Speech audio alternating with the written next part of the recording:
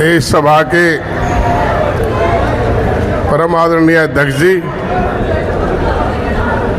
सभी बुजुर्गों, नौजवान साथियों, प्यारे बच्चों, सबसे पहले तो मैं उस महान आत्मा को अपनी श्रद्धांजलि देता हूं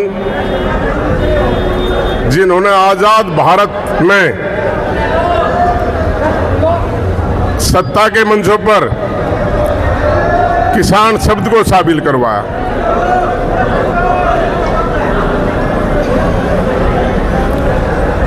भाइयों, खुदा ने खास्ता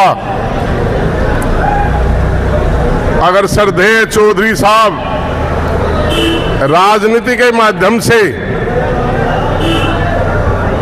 भारत की राजनीति में न आते तो भारत की राजनीति में एक किसान शब्द आपको कहीं सुनने को नहीं मिलता। भाइयों, किसी की महानता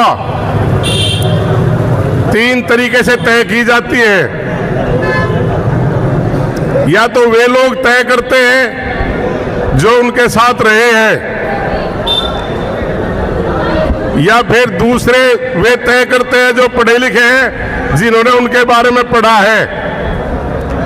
और जो मेरे जैसे साधारण या कम बुद्धि के हैं, वे किसी की महानता इस बात में तय करते हैं गुण जैसा कोई हुआ नहीं हुआ, विशेष करके उस परिवार में अगर वंशज कमजोर रह जाए, वारिस कमजोर रह जाए, तो लोग अंदाजा लगाते हैं कि वे कितने महान थे।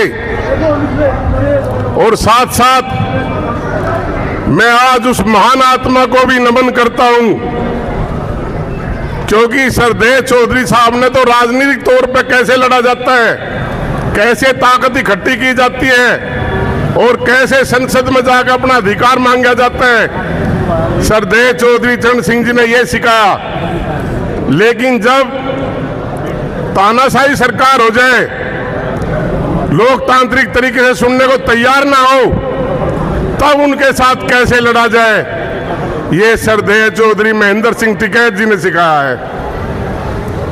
दोस्तों, आज जो है लड़ाई हो रही है, या हम उसी तरीके से लड़ रहे हैं जो सरदेय चौधरी महेंद्र सिंह टिकैत जी ने सिखाया है।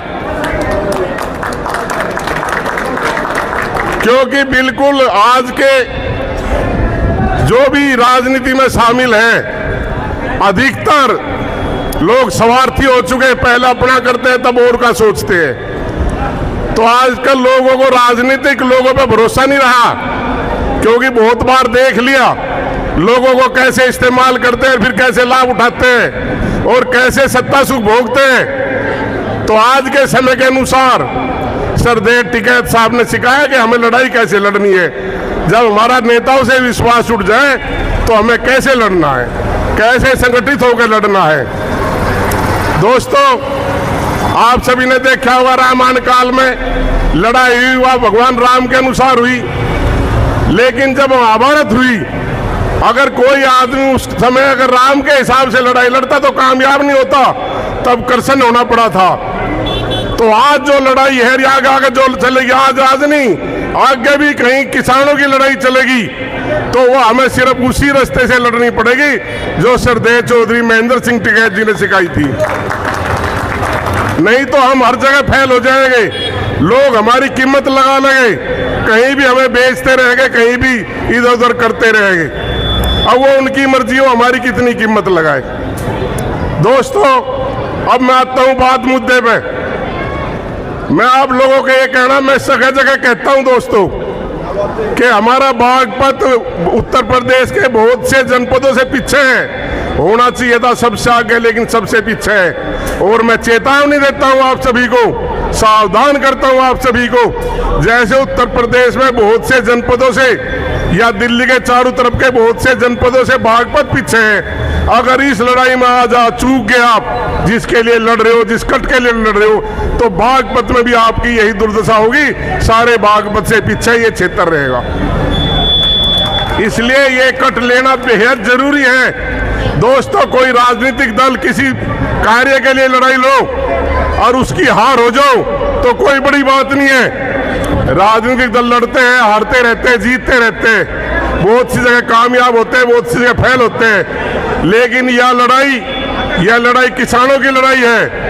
आपकी अगर किसी वजह से यहाँ हार हो जाती है तो पूरे देश में किसान हारेगा, हर लड़ाई को किसान हारेगा।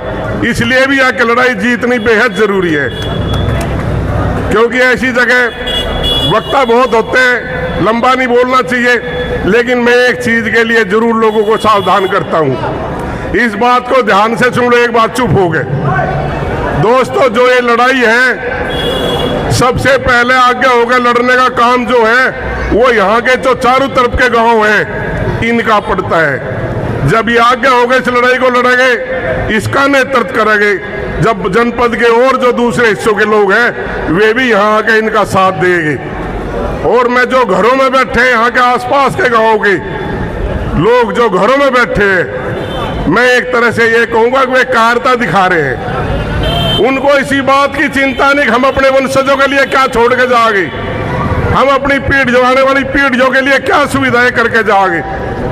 दोस्तों, ये कट बहुत महत्वपूर्ण है, इसलिए ये बेहद जरूरी है। और मैं राजनीतिक दलों से एक ही बात कहता हूं दोस्तों, भाइयों, मैं उनको ये कहना चाहता हूं कि जो कुछ लोग किसी वजह से यहाँ आने में शर्मा रहे हैं या नेतृत्व की तरफ से मना है, मैं ये कहना चाहता हूँ वे आके यहाँ बीच में उनका नेतृत्व ये बता दे बीच में आके कि भाई ये कट क्यों नहीं होना चाहिए।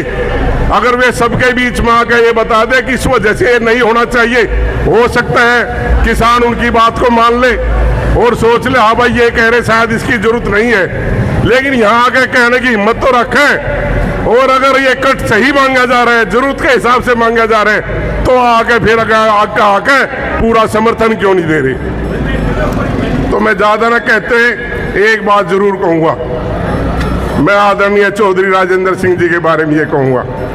दोस्तों, मैं पहले ये सोचता था जब टिकैत साहब लड़ाई लड़ते थे ना, तो मैं भगवान से ये प्रार्थना करता था कि समाज की लड़ाई लड़ने वाला एक हमारे में बागपत में भी क्यों कोई ऐसा कोई क्यों नहीं होता।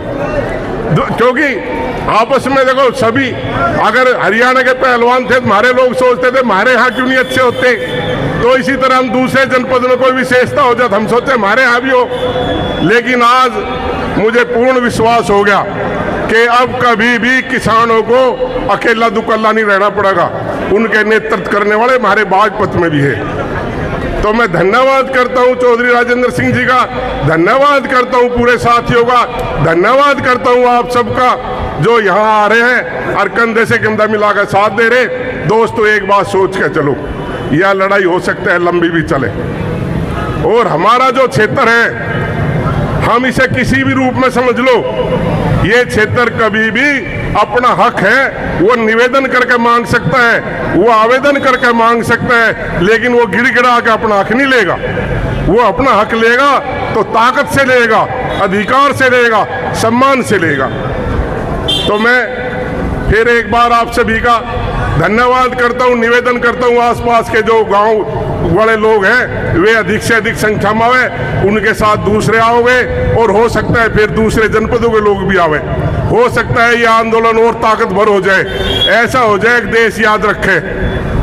तो इसलिए दोस्तों, भाइयों, मेरा तो यही निवेदन है, और मैं हर तरह से बिना किसी राजनीतिक लाग लगे बैठ के मैं इस क्षेत्र का मुझे पता है, आप सबको भी पता है कि मुझे आप लोगों ने किस तरह, मैं तो एक गरीब परिवार का था, किस तरह मेरे को आप लोगों ने आशीर्वाद देकर कामयाब किया है। मैं तो हर तरह से आपके साथ हूँ, तन मन धन से, जैसे भी आदेश होगा हर तरह से आप सबके साथ रहूंगा।